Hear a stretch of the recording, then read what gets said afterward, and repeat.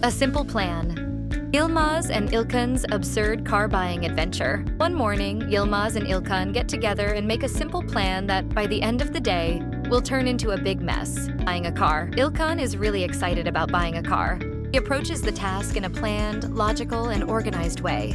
Yılmaz, on the other hand, is completely unprepared for this, and from the very start, feels that the whole process is going to be ridiculous. And so, a simple car buying story unexpectedly turns into an absurd adventure. As soon as Yılmaz sees the car, an uneasy expression appears on his face. Before even opening the door, he makes a bizarre observation. This car doesn't feel right to me. The inside feels cold. Something's off about it. İlkkan, confused, looks at him and replies, "Cold? Come on, Yılmaz. The AC is on. That's all." Yılmaz insists, No, it's not just the air conditioning. This car is giving off negative energy. It's a used car after all. Who knows who's been in it? Can't make sense of the situation, but knowing Yılmaz always comes up with excuses, he doesn't push it too far. When they take the car for a test drive, Yılmaz continues with his excuses. "I don't think we should buy this car. Look, even the brake pedal is crooked." At this point, İlkkan responds in an increasingly frustrated tone. "Crooked brake pedal? Yılmaz, it's just a normal brake pedal. How can you even complain about that?" Yılmaz, with a sly grin, responds, "It feels crooked to me. My feet are big. My shoes don't align well with the pedal." Getting more irritated, shoots back. Even like using the brakes in the first place, so why are you worried about the pedal? Yılmaz, now fully determined not to buy the car, starts coming up with more and more absurd excuses. Talking to the salesman, a new question pops into Yılmaz's head. Has this car been in any accidents? Like, maybe it went through some kind of emotional trauma or something? The salesman, completely confused, asks, "What do you mean by that?" Yılmaz, totally serious, responds, "I have a feeling. This car seems a bit depressed." Finally, İlkkan can't take it anymore and snaps, "Are you diagnosing the car with depression, Yılmaz?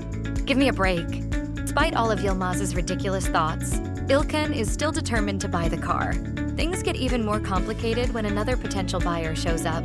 Silent rivalry begins between the two groups. Yılmaz, looking at the other buyer, turns to İlkkan and says, "That other guy might like the car, but I'm sure he'd treat it badly. I'm someone who forms an emotional bond with cars." Shocked, İlkkan asks, "An emotional bond? You'd let the car rot in the garage, Yılmaz. Your emotional bond is based on not driving it." Yılmaz, defending himself, says, "But I wouldn't wear it out. I'd take good care of it. Those other guys would drive it hard." By now, İlkkan has completely lost his patience. Instead of treating it like a baby, why don't you learn how to drive it first? Yılmaz is so determined not to buy the car that he finds fault in everything.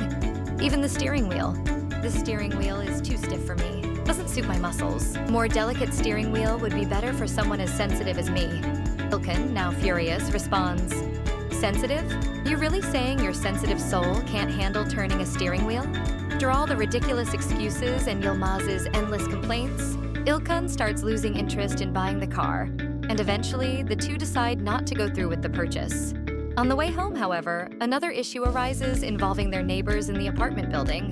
Yılmaz continues to act strangely toward the neighbors. What started as a simple noise complaint escalates into another dramatic situation, with Yılmaz again approaching it emotionally. About this absurd adventure, İlkkan repeatedly tries to reason with Yılmaz, but he's powerless in the face of Yılmaz's strange ideas. Instead of finding solutions, Yılmaz always seems to create more problems. The constant back and forth between the two friends turns even the most ordinary events into something hilariously absurd.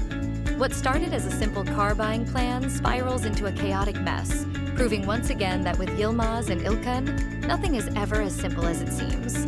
No matter how ridiculous things get, they always manage to go back to their usual daily routine, as if nothing happened.